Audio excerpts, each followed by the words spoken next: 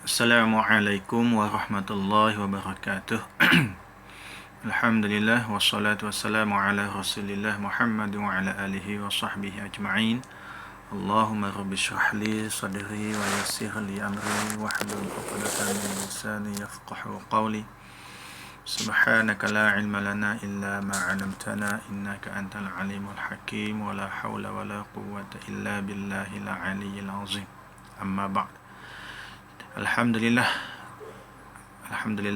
masih diberi kesempatan untuk kita bersua dalam tempoh PKP ini untuk mengisi sedikit masa yang ada sebanyak tempoh kita tidak berjumpa secara formal di sekolah ataupun di dalam kelas.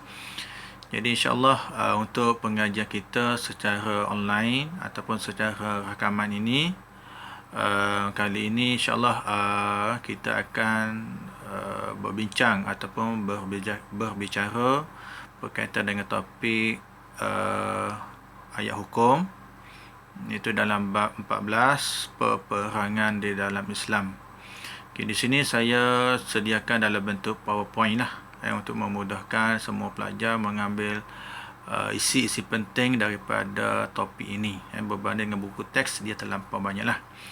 Jadi namun mana-mana pelajar nak menjadikan buku teks sebagai rujukan tapi tidak ada buku bersama dengan mereka, dengan pelajar, mungkin tak bawa balik ataupun mungkin tertinggal dan sebagainya, jadinya pelajar-pelajar boleh terus WhatsApp saya untuk dapatkan buku dalam bentuk PDF yang telah di-scan. Nanti saya boleh hantarlah buku tersebut secara WhatsApp ataupun Telegram ataupun apa-apa sajalah mengikut cara yang boleh sampai. Jadi insyaAllah dalam bab ini slide-nya tak banyak, lebih kurang dalam 11 slide sahaja. Jadi insyaAllah kita mulakan dengan ayat hukum dalam surah Al-Hajj ayat 39 hingga 41. A'udzubillahi minasyaitonirrajim. Uzina lillazina yuqataluna bi'annahum zulimu wa inna Allaha ala nasrihim laqadir. Allazina ukhriju min diyarihim bighairi haqqin illa an yaqulu rabbuna Allah walaula daf'allahi an-nasa ba'dahum bi ba'd lahuddimat sawami'u wa biya'u wa salawatu wa masajidu yuzkaru fi hasmullah wa masajidu yuzkaru fi hasmullahi katsira wa la yansurannallahu man yansuruhu innallaha laqawiyyun aziz. Allazina immakkannahum fil ardi aqamus shalah wa atuz zakah wa amaru bil ma'ruf wa nahaw 'anil munkar walillahi 'aqibatul umur. Sejarah terjemahan ataupun secara ringkaslah saya ambil. Dalam ayat itu Allah Ta'ala memberi keizinan kepada kita, kepada orang Islam untuk berperang bagi menentang orang kafir. Dia berdasarkan kepada apa yang telah berlaku kepada para sahabat Nabi SAW sebelum berhijrah ke Madinah. Para sahabat dianiaya oleh orang kafir, sekaligus telah terjania kepada keluarga Yasir, Bilal bin Rabah, Abu Zar Al-Ghifari dan lain-lain lagi lah. Seterusnya Allah Ta'ala menjelaskan kepada kita bahawa orang Islam ini diusir daripada kampung mereka, kampung halaman mereka, rumah-rumah mereka, bukan sebab apa, bukan sebab lain, melainkan hanyalah mereka ini hanya mengaku ataupun mengisytiharkan bahawa mereka itu telah memeluk agama Islam. Keizinan berperang ini diizinkan oleh Allah adalah untuk mempertahankan, pertamanya adalah untuk mempertahankan diri, mempertahankan agama, mempertahankan tempat ibadat, dan seterusnya juga Allah membantu mereka-mereka yang menegakkan agama Islam. Jadi di samping itu juga Allah Ta'ala menerangkan kepada kita tentang ciri-ciri orang yang mendapat pertolongan daripada Allah Subhanahu Wa Ta'ala, iaitu orang yang berserah dan bertawakal kepada Allah Ta'ala, dan seterusnya orang yang mencegah kemungkaran. Okay. Seterusnya kita tengok kepada asbabun nuzul. Okay, kita tengok asbabun nuzul. Asbabun nuzul iaitu ambil secara ringkas lah.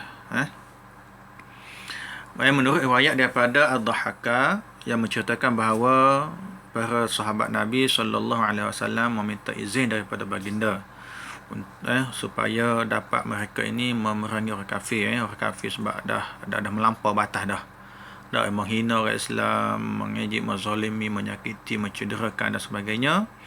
Jadinya sahabat ni rasa geram lah nak marah dan meminta izin kepada Nabi supaya Nabi mengizinkan. Okay. Jadi apabila Rasulullah dan sahabat sampai ke Madinah, maka turunlah ayat ini. Maknanya ketika di Mekah itu Nabi, ataupun ketika dalam perjalanan itu Nabi dia tidak ada jawapan lagi lah. Dan sama ada nak perang, nak nikah ataupun nak biarkan. Jadinya sampai saja di Madinah, Nabi ataupun Allah Ta'ala menurunkan ayat ini menceritakan, menjelaskan perihal peristiwa tentang permohonan sahabat tadi untuk memerangi orang kafir. Tengok kepada pengertian peperangan di dalam Islam dalam bahasa pertempuran antara dengan senjata di antara satu negeri dengan negeri yang lain. Maknanya biasalah peperangan negara A bertempur dengan negeri B. Begitulah seterusnya. Dalam pengertian istilah pula mengatakan bahawa menurut pendapat Dr. Wahbah Az-Zuhaili, Dr. Wahbah Az-Zuhaili mengatakan bahawa memerangi ataupun peperangan itu adalah memerangi orang kafir untuk mempertahankan Islam. Ada perang lah. Perang. Cumanya perang di sini kalau ikut zaman sekarang ni, perang ni bukanlah bermakna perang pertumpahan darah semata-mata lah. Mungkin dalam peperangan yang lain kita sebut dalam sekarang ni peperangannya adalah peperangan teknologi, peperangan ekonomi, peperangan ideologi, peperangan pendapat, peperangan ilmu pengetahuan dan seumpama dengannya. Itu mengikut peredaran zaman. Mungkin pada zaman Nabi dahulu peperangannya adalah bentuk dalam pertumpahan darah. Sebab ketika itu orang kafir ni, orang kafir dia serang umat Islam secara membunuh ataupun menumpahkan darah. Jadi pada hari ini orang kafir menyerang Islam bukan lagi dengan peperangan pertumpahan darah, tapi dia serang orang Islam secara ideologi, pemahaman, budaya, tingkah laku, ekonomi dan politik dan lain-lain lagi lah. Itulah maksudnya, iaitu mempertahankan Islam, memerangi orang kafir, mempertahankan Islam. Tengok kepala sebab-sebab diizinkan berperang. Kenapa Allah Ta'ala ataupun Islam mengizinkan kita untuk berperang? Sebab-sebab ini semuanya adalah berdasarkan kepada ayat yang dibacakan sebentar tadi. Bukan sebab-sebab suka-suka. Antaranya sebabnya adalah memelihara agama daripada dihapuskan oleh musuh. Agama ini dia akan terhapus dengan hilangnya penganut. Agama tu ataupun faham agama tu dia akan ada selagi mana adanya penganutnya, adanya pengamal Islam itu sendiri. Yang kedua, Islam membenarkan peperangan adalah untuk menjamin kebebasan beribadah, beragama, keselamatan tempat-tempat ibadat daripada dihancurkan ataupun dirosakkan oleh tentera ataupun oleh musuh-musuh Islam. Pentinglah sebab semua ibadat ataupun tempat ibadat adalah sebagai simbol ataupun syiar kepada sesuatu bangsa ataupun sesuatu umat itu. Jadi kalau tidak ada tempat ibadat, maka tidak ada identiti di suatu tempat itu adanya sebuah agama. Contohlah kalau kita katakan di suatu tempat penempatan mesti ada syiar Islam, iaitu masjid. Jadinya kalau di sebuah tempat itu tidak ada masjid, maka kita akan berasa pelik lah. Adakah orang sini tak solat? Adakah orang sini tak pergi berjemaah, solat jemaah dan sebagainya? Ataupun sama saja dengan agama-agama lain. Agama-agama lain pun sama juga, adalah tempat-tempat ibadat mereka. Tapi yang ni kita khususkan kepada Islam. Orang Islam yang dizalimi dan dianiaya oleh orang kafir, itu juga sebab-sebab dianiaya, ditindas, dizalimi sehingga tidak ada peluang untuk membela, menuntut hak dan sebagainya. Dan seterusnya adalah orang Islam yang diusir negeri tanpa alasan. Orang Islam berada di tanah air di mereka, namun tanpa alasan yang munasabah, mereka tadi diusir keluar. Maka di sini wajib orang Islam itu mempertahankan tanah airnya daripada dirampas oleh orang-orang kafir. Contohnya yang berlaku di Palestin. Orang Yahudi nak merampas tanah Palestin, maka di situ wajib penduduk Palestin mempertahankan negara mereka, tanah air mereka. Bahkan orang Islam pun patut wajib juga membantu penduduk di sana mengikut kemampuan. Sebab-sebab lain yang boleh diizinkan berperangnya adalah seperti mempertahankan akidah, iman kita lah. Maknanya jangan sesekali kita menggadaikan iman kita atas sebab-sebab dunia, harta-harta dunia. Dan mempertahankan daripada diserangan musuh. Kita mempertahankan musuh, kita mempertahankan diri daripada serangan musuh, wajib juga kita mengangkat senjata. Tak kira lah kalau zaman dahulu pedang, kalau zaman sekarang ni macam-macam senjata ada.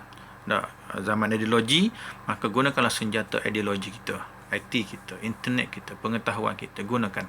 Dan menegak keadilan dan menghapuskan fitnah. Ini juga adalah sebab-sebab diizinkan berperang. Kalau orang kata Islam itu tersebar dengan mata pedang, betul ke salah? Di sini kita kena fahamlah, Islam tidak memulakan peperangan, Islam tidak memulakan kekecohan, Islam tidak memulakan ngadu domba dan sebagainya. Namun Islam bersiap sedia mempertahankan sekiranya diserang. Itu Islam. Kalau kata dia tersabar dengan mata pedang. Kalau zaman Nabi disabar dengan mata pedang. Betul lah, dengan mata pedang. Sebab pedang lah Nabi gunakan untuk berperang. Cumanya bukanlah dengan sebab pedang itu disalahgunakan. Itu maksud dia. Terus kita pergi pula kepada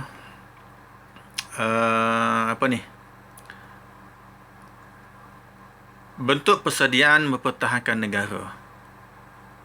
Bentuk persediaan mempertahankan negara, kita tengok, iaitu kekuatan ketenteraan.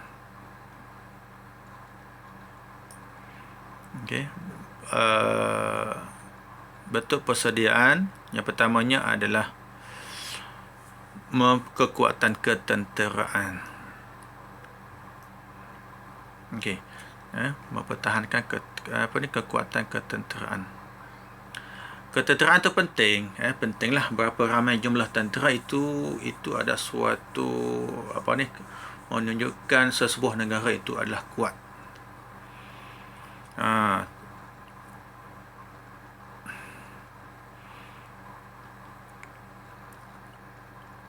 Dengan adanya bilangan tentera yang banyak, maka nampaklah akan menggerunkan musuh dan akan menampakkan sebuah negara itu sangat kuat.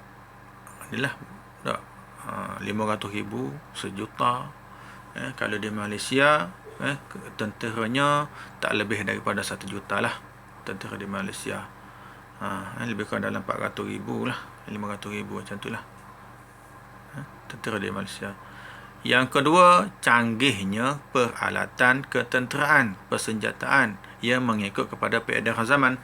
Kalau zaman dulu dengan pedang, dengan lembing, dengan tombak dan sebagainya, sekarang ni dah berada di alam moden, mungkin kecanggihan peralatan tu tak nampak diangkal. Contohnya peperangan yang berada di dalam bilik kawalan sahaja, tapi senjatanya berada di luar sana. Contohnya menggunakan drone, menggunakan satelit dan sebagainya. Itu semua tu adalah kecanggihan peralatan.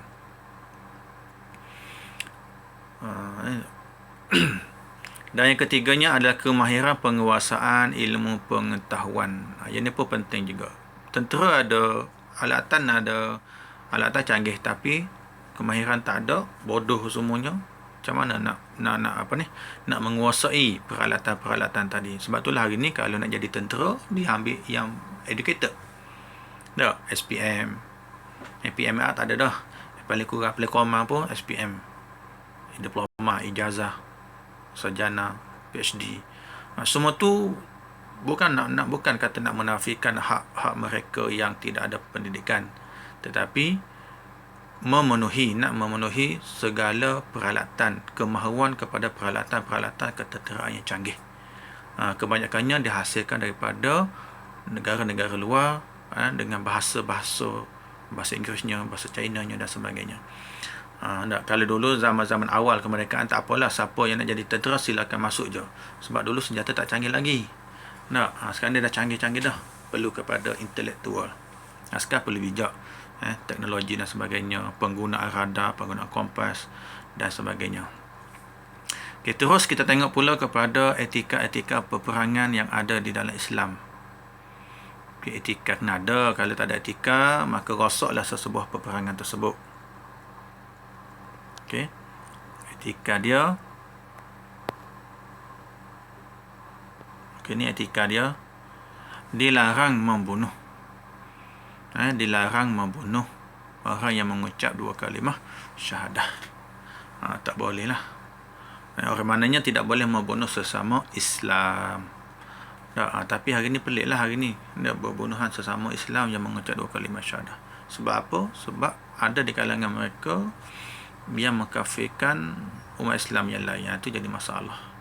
Mungkin ta'asub dengan puak mereka, dia mengatakan bahawa orang Islam lain salah, kafir dan sebagainya. Sepatutnya tidaklah berlaku sedemikian. Dan itu ancaman ataupun perkara-perkara yang berlaku di akhir zaman ni. Dan ketika juga adalah dilarang membunuh kanak-kanak, orang tua, wanita, apa lagi, mereka yang sakit dan sebagainya, tak boleh bunuh. Sebab mereka ini bukan dalam kalangan tentera. Okey. Tapi kalau kanak-kanak, yang kita katakan kanak-kanak itu telah terlatih, kanak-kanak dah balik lah, dah terlatih dengan peperangan, strategi peperangan dan sebagainya, itu tu terkecuali lah, kanak-kanak. Dilarang memusnahkan harta tanaman dan binatang-binatang ternakan, tak boleh bunuh. Sebab apa? Sebab habis peperangan nanti nak makan apa benda? Tak. Jagung, gandum, beras dirosakkan semuanya. Bila tamat perang, habis. Makanan pun tak ada. Kebulu pula. Binatang-binatang pun sama je, tak boleh bunuh. Dilarang meruntuhkan rumah-rumah ibadat, sama ada masjid ataupun rumah ibadat orang kafir. Tak boleh bunuh.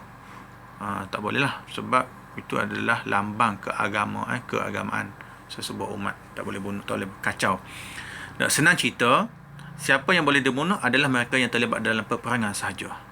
Apa yang boleh dirosakkan? Segala peralatan yang digunakan semasa berada di medan perang. Contohnya kereta kebal, jet, roket, lori, Land Rover, Hilux dan sebagainya lah. Itu je yang boleh rosakkan.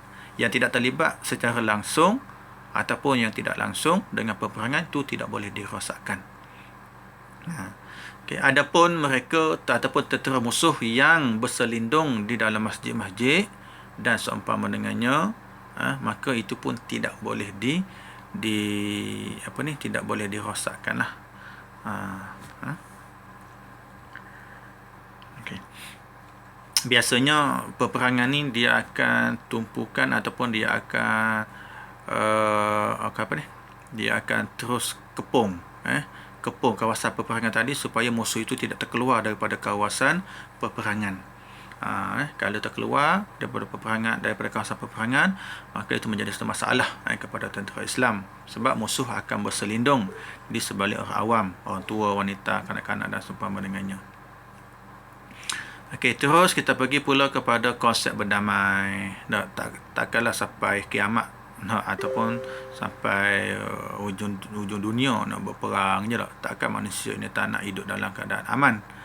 Penjahat pun nak hidup aman. Okay. Seterusnya kita tengok konsep berdamai ini adalah perdamaian antara dua pihak lah, antara pihak Islam dengan pihak musuh. Perdamaian adalah suatu rundingan di antara dua pihak yang membawa keamanan, dengan tujuannya keamanan. Okey, setiap manusia dia mencintakan ataupun merindukan kepada keamanan, kedamaian. Jadi perdamaianlah ataupun berdamailah antara jalan yang terbaik bagi menghentikan segala peperangan. Senang cerita, zaman sekarang dia panggil genjatan senjata. Tak boleh terima genjatan senjata.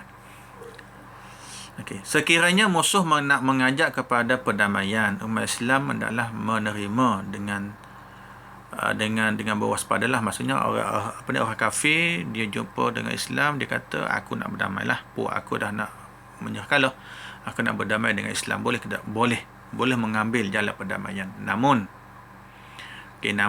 dalam mencari perdamaian itu, Islam telah mengajar kepada kita supaya yang pertamanya adalah waspadalah. Sebab kita kena ada syak wasangka yang tinggi. Sebab yang nak berdamai itu adalah musuh, bekas musuh. Sudah tentulah takut-takut adanya niat lain, ataupun udang di sebalik batu ke, udang di sebalik mi ke, tak kisahlah. Itu maksudnya kewaspadaan yang tinggi. Jangan 100% percaya. Ada 60-40. 40 percaya, 60 tu waspada. Perjanjian dibuat pastilah memihak kepada orang Islam. Maknanya jangan mengalah terhadap tuntutan orang kafir yang nak berdamai. Dia mengatakan, okey, boleh berdamai, boleh tak gini-gini. Kalau berdamai, kau bagilah sebahagian tanah orang Islam tu kepada aku, gini-gini. Itu boleh merugikan orang Islam, maka tak boleh buat perdamaian tersebut. Kecuali perdamaian itu membawa keuntungan yang besar kepada orang Islam. Yang ketiganya adalah strategi mengelakkan daripada pengkhianatan. Mesti kena ada strategi. Sebab itulah ketua tentera ataupun panglima, general, seorang yang bijak, seorang yang boleh pandai membaca pergerakan musuh. Jadi dengan itu mereka perlu mereka ini adalah mata-mata pakar-pakar strategi dan sebagainya untuk melihat gerak-geri musuh supaya umat Islam ataupun tentera Islam tidak termakan dengan tipu helah musuh. Kalau tak rugi rugi, kalah, lepas tu umat Islam akan dirampas. Salah. Itu syarat-syarat perdamaian kalau nak dibuat. Dia sama je peperangan secara fizikal ataupun peperangan secara ideologi. Kalau ideologi yang dikatakan boleh membawa kepada keuntungan kepada umat Islam, maka boleh terima perdamaian mereka. Sebab kadang-kadang kalau orang yang pandai menggunakan metodologi secara akal ataupun mantik, orang Islam ni dia akan menang ke atas orang kafir. Tapi orang kafir faham-faham sajalah. Mereka ni ego, tak nak mengaku kalah. Mereka akan terus mempertahankan walaupun hujah mereka itu adalah salah. Last sekali apa yang mereka buat, mereka kata kita akan berdamailah. Dan dia kena beringat, kena berwaspada kepada mereka nak mencari kesalahan Islam daripada dalam. Dan yang terakhir sekali, apabila segala perancangan yang telah dibuat tadi, maka sebaik-baik perancangan kita itu serahlah kepada Allah Ta'ala. Sebab kita tak mampu nak mengenali musuh secara 100%. Nak memahami pergerakan musuh secara 100% tak mampu. Jadi yang terbaiknya adalah serahlah kepada Allah Subhanahu Wa Taala. Itulah yang terbaik. Allah yang mengetahui segala-galanya. Kalau bab ni, wa makaru wa makarallah wallahu khairul makirin. Jadinya perancangan musuh itu ke atas orang Islam itu sedang dirancangkan, maka rancangan Allah itu adalah yang terbaik bagi umat Islam. Kita tengok pula kepentingan menguasai teknologi hari ini. Hari ini peperangan menggunakan teknologi. Yang pertama kita tengok hari ini adalah menjadi satu fardu kifayah. Satu fardu kifayah kepada masyarakat umat Islam lah. Siapa dia? Bagi pihak tentera lah. Bila kata dah menjadi fardu kifayah, maka umat Islam yang lain tidak wajib kepadanya untuk menguasai ilmu tersebut. Okay, andai kata semua tentera telah jatuh.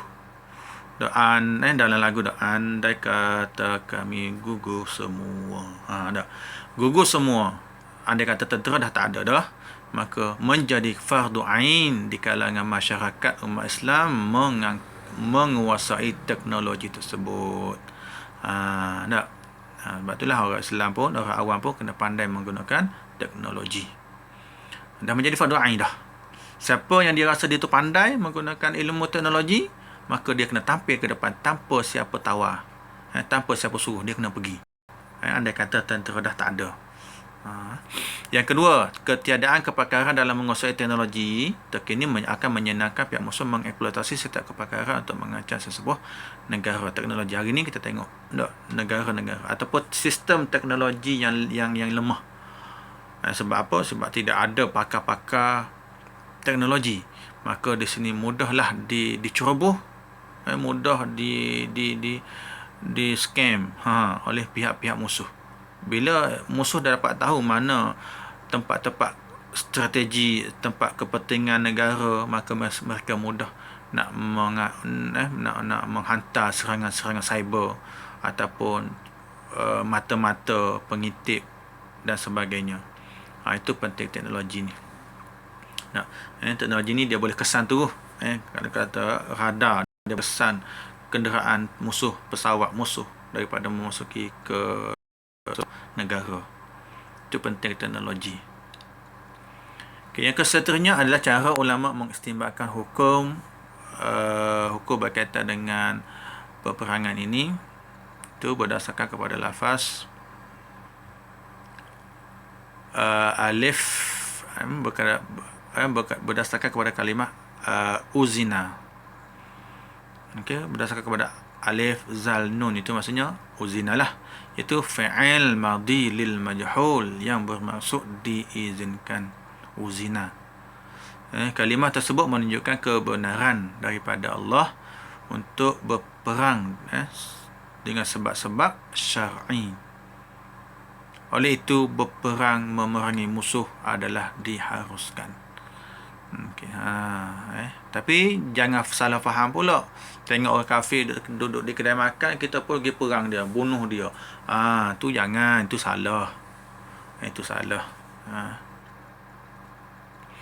Hikmah diizinkan berperang. Apakah hikmah-hikmah dia? Kita tengok ni ada slide yang terakhir dah. Hikmahnya adalah menjamin kelangsungan kebebasan beragama, kerana Islam menjamin kebebasan beragama kepada agama lain. Apabila Islam mempertahankan sesebuah ataupun sesuatu serangan daripada pihak musuh, yang pertamanya telah menyelamatkan agama Islam itu sendiri, yang keduanya menyelamatkan juga agama-agama oleh penganut lain ataupun penganut agama-agama lain dalam kawasan tersebut, dalam sesebuah negara. Dapat mempertahankan diri daripada musuh dan menyelamatkan orang yang lemah, negara aman dan umat Islam akan terbela, serta Allah menjanjikan balasan syurga kepada mereka yang gugur ketika mempertahankan negara tadi. Hubbul watan minal iman. Hubbul watan minal iman. Mencintai negara itu sebahagian daripada iman, mempertahankan negara lah. Jadi kita boleh itulah, kita boleh kembangkan idea kita, pemahaman kita berkaitan dengan peperangan ini. Zaman sekarang ni bukan peperangan dengan senjata secara fizikal dah. Senjata yang kita gunakan sekarang ni senjata teknologi, senjata ideologi, senjata politik, senjata kebijaksanaan. Jadi itulah pentingnya kita sebagai orang Islam menguasai ilmu dan selaras dengan saranan Allah Ta'ala yang mengajar kita ni supaya kita ni belajar. Iqra' bismi rabbikal ladzi khalaq, khalaqal insana min 'alaq, iqra' rabbukal akramul ladzi 'allama bil qalam. Maknanya ilmu itu berpunca daripada membaca lah.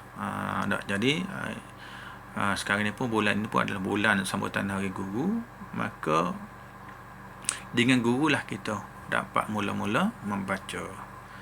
Jadi wallahu alam, itulah sedikit sebanyak berkaitan dengan peperangan di dalam Islam, supaya kita boleh faham berkaitan dengan peperangan di dalam Islam. Jadi sekali lagi saya sebut, siapa mana-mana pelajar yang tidak mempunyai buku teks, maka boleh WhatsApp saya untuk dapatkan buku teks secara PDF. Nanti saya boleh WhatsApp ataupun Telegramkan kepada anda semua yang inginkan buku secara PDF. Bolehlah rujuk-rujuk maklumat-maklumat yang tadi semasa PKP ini. Jaga diri, jangan pergi ke mana-mana, stay at home, stay safe. Okay, wallahu alam. Assalamualaikum warahmatullahi wabarakatuh.